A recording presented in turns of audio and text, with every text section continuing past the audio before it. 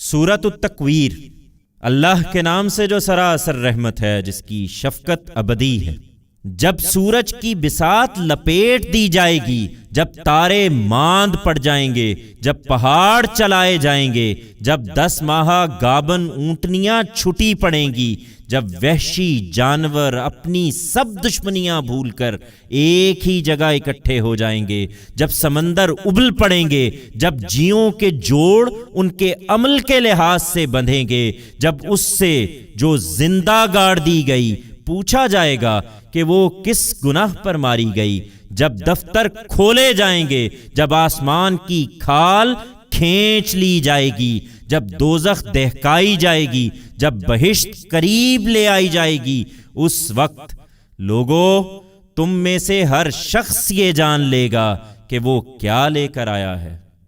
یہ قرآن کی دعوت ہے، اسے شیطانوں سے کیا تعلق؟ اس لیے نہیں، یہ کسی شیطان کا الہام نہیں ہے۔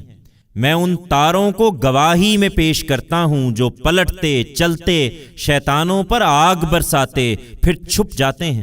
اور رات کو جب وہ پیچھے ہٹتی اور صبح کو جب وہ اس کے بوجھ سے نکل کر سانس لیتی ہے کہ بے شک یہ ایک رسول کریم کا لایا ہوا کلام ہے، بہت صاحب قوت، عرش والے کے ہاں بہت بلند مرتبہ، اس کا حکم وہاں مانا جاتا ہے اور وہ نہایت امین بھی ہے۔ اور قریش کے لوگوں، تمہارا ساتھی کوئی دیوانہ بھی نہیں ہے،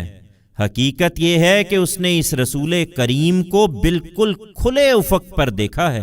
تم جانتے ہو کہ وہ غیب کی باتوں پر کبھی حریص نہیں رہا،